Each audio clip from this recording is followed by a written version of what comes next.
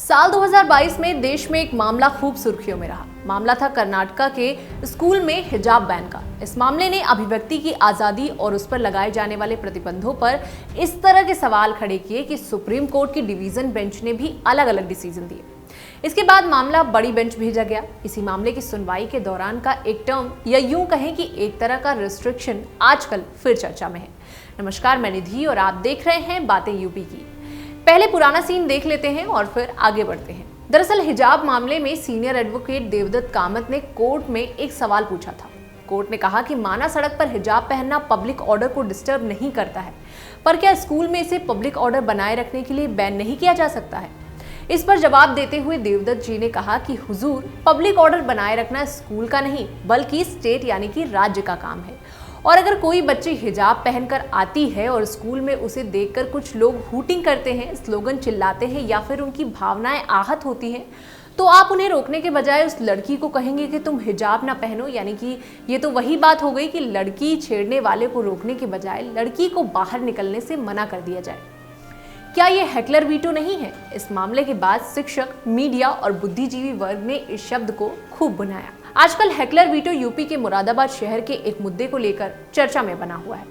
दरअसल बीते 25 मार्च को यूपी के मुरादाबाद के लाजपत नगर इलाके में कुछ लोग रमजान की रात में अपने गोदाम में सामूहिक नमाज यानी कि तरावीह पढ़ रहे थे। अचानक राष्ट्रीय बजरंग दल के कार्यकर्ताओं ने आकर ये कहते हुए नमाज रुकवा दी कि वे इस नई परंपरा को शुरू नहीं होने देंगे। अब चूंकि रमजान शुरू हो गया था और रामनवमी आने वाली थी, माहौल खराब ना होने पाए इसके लिए पुलिस भी वहां पहुंच गई। पुलिस ने नमाज पढ़ रहे 10 लोगों को नोटिस भेज दिया और ये भी पूछ लिया कि क्यों ना उनसे शांति भंग करने के लिए मुचलका भरवाया जाए, जिसके बाद से पीड़ित पक्ष के ही अधिकारों के हनन को लेकर ये हेकलर वीटो फिर से चर्चा में आ गया है। तो आइए जान लेते हैं कि क्या है हेकलर वीटो।